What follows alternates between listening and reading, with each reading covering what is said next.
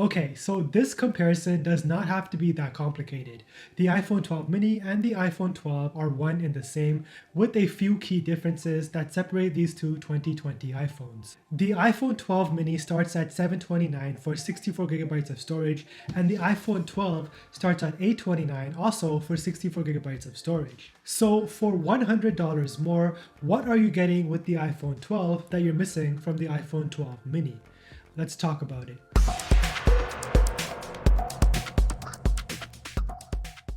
Both of these new iPhones have terrific OLED displays. The iPhone 12 has a 5.4-inch display with a resolution of 2340 by 1080.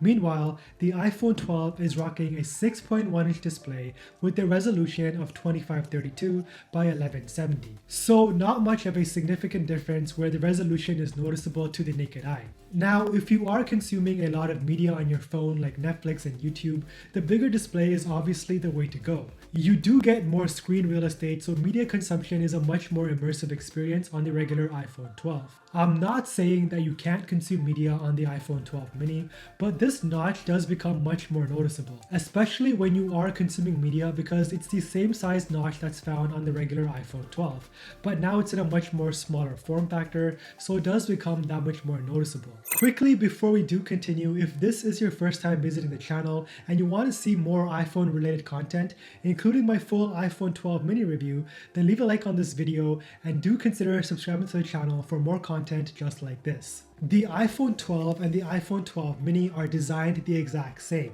with these beautiful flat edges, these sleek aluminum rails, and they both do come in the exact same colors. The only key factor that differentiates these two iPhones is the size. Size is a complete matter of preference, of course. Some females tell me that 5.4 inches is good enough for them, and others tell me that they need that extra 0.7 inches to really get things going. For myself, I'm completely content with the size of the iPhone 12 mini.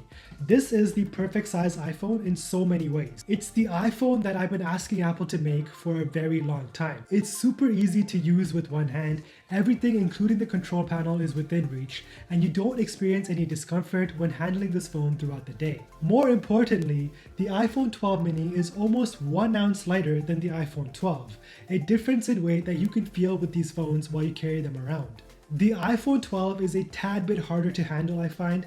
I do have average size hands, so for me, my preference in size will always gravitate towards the mini.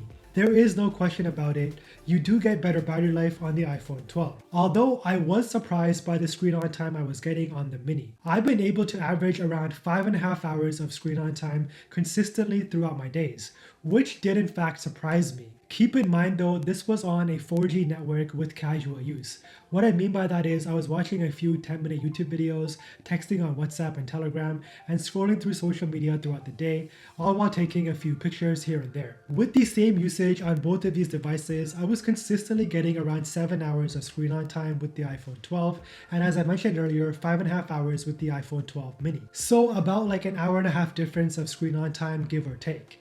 I do understand though that many people do value battery life over convenience and portability. For myself personally, I prefer the latter, so the iPhone 12 mini's battery life is enough for me. I don't mind having to charge it once or twice throughout my day, and that's a trade-off that I'm willing to take for a more compact device that's much more easier to handle.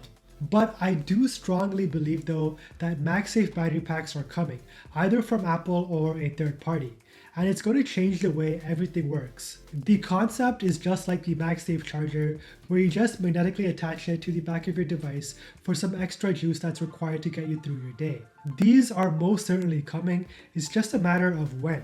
So with the MagSafe battery pack, I believe the iPhone 12 mini's battery concerns can be totally written off. For strictly thermal reasons, when connected to a MagSafe charger, the iPhone 12 mini charges at a slower 12 watts as opposed to the standard 15 watts like on the iPhone 12. But since the iPhone mini has the smaller battery capacity, the charging speeds from 0 to 100 on both of these devices are virtually the same.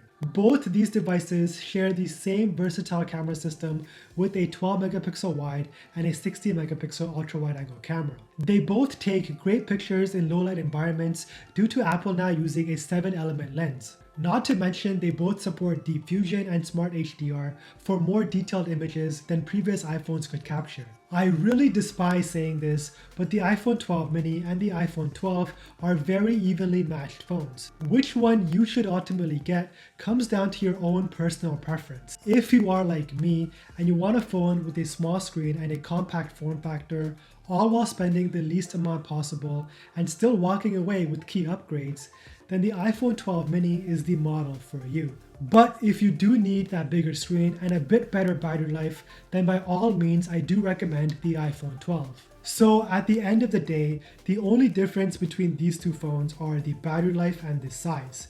Which iPhone you choose is ultimately up to you, so let me know down in the comments below which iPhone did you go for, the iPhone 12 mini or the iPhone 12. As always, thank you so much for watching. If you did enjoy this comparison, drop a like on this video and do consider subscribing to the channel for a lot more upcoming content just like this.